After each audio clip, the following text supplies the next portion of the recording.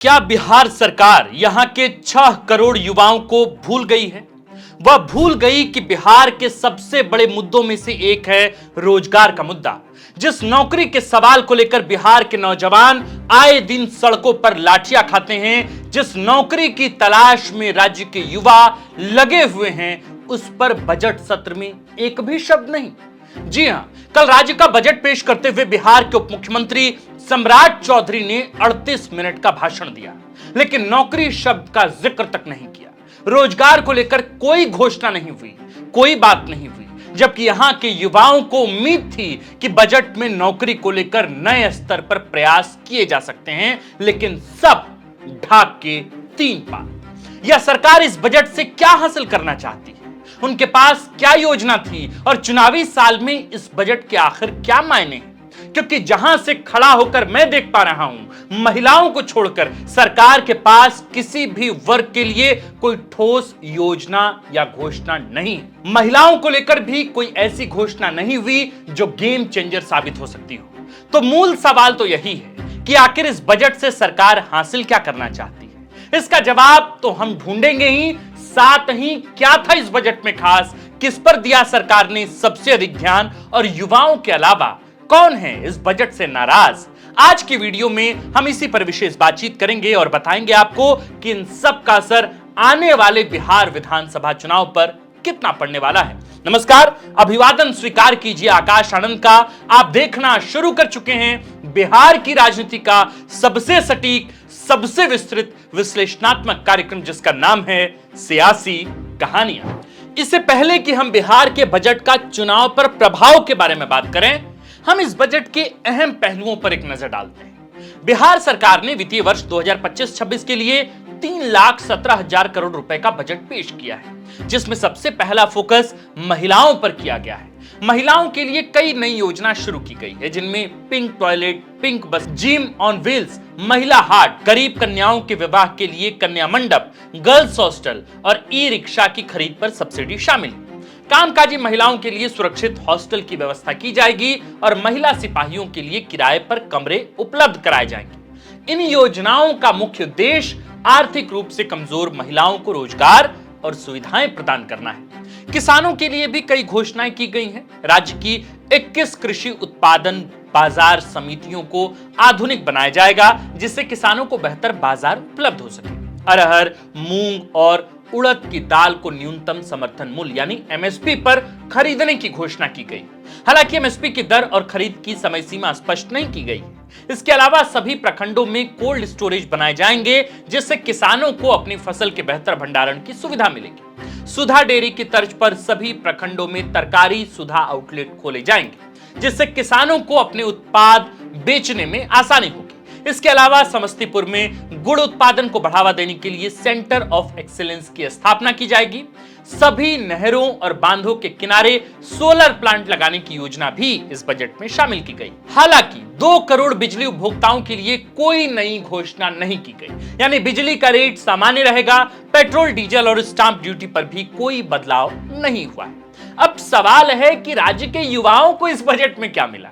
बिहार में युवाओं की आबादी सबसे अधिक है, लेकिन इस बजट में उनके लिए कोई ठोस रोजगार योजना की घोषणा नहीं की गई। सरकार ने लगभग सभी ब्लॉक पे डिग्री कॉलेज खोलने की बात कही है, स्कॉलरशिप की बात कही है, साथ ही राज्य के बाहर माइग्रेशन सेंटर की बात भी कही है, लेकिन नौकरी को लेकर कुछ भी इस बजट में नहीं कहा गया। आपको याद दिला दें कि सरकार ने 34 लाख नौकरियों, या यूं कहें कि 34 लाख नौकरी और अन्य माध्यम से रोजगार का वादा किया था, लेकिन उस वादे के अनुरूप जब बजट में कोई प्रावधान ही नहीं है, तो वे वादे कैसे पूरे होंगे। कुल मिलाकर इस बार भी युवाओं के हाथ खाली पड़े हैं। अब हम आपको चुनाव पर इसका असर बताते हैं। बिहार की कुल जनसंख्या का 58% हिस्सा 25 वर्ष से कम उम्र के युवाओं का है, यानी 6 करोड़ की संख्या 25 वर्ष से कम उम्र के लोगों की है। अगर हम 18 से 23 वर्ष के युवाओं की संख्या देखें तो यह लगभग 1.25 करोड़ के आसपास है, यानी कि राज्य की कुल आबादी का लगभग 11% 18 से 23 साल के लोगों का है। आप अंदाजा लगाइए कि यह कितनी बड़ी संख्या है। आपको हम बेरोजगारी से संबंधित आंकड़ा भी अब देते हैं। पीरियोडिक लेबर फोर्स सर्वे के अनुसार बिहार के 15 साल से अधिक के युवाओं में बेरोजगारी लगभग 4% है।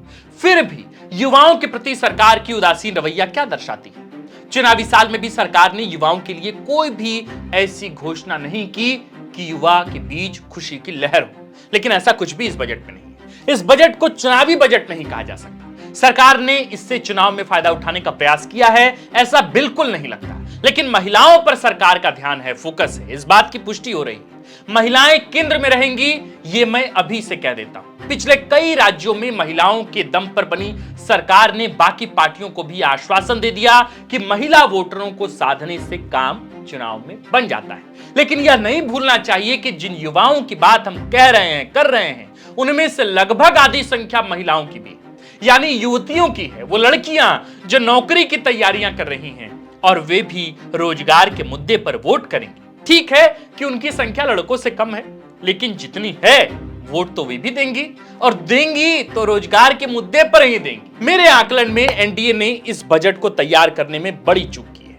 या तो वे इस पर पर्याप्त समय नहीं दे पाए, या फिर वे सही जगह हथौड़ा मारने से चूक गए।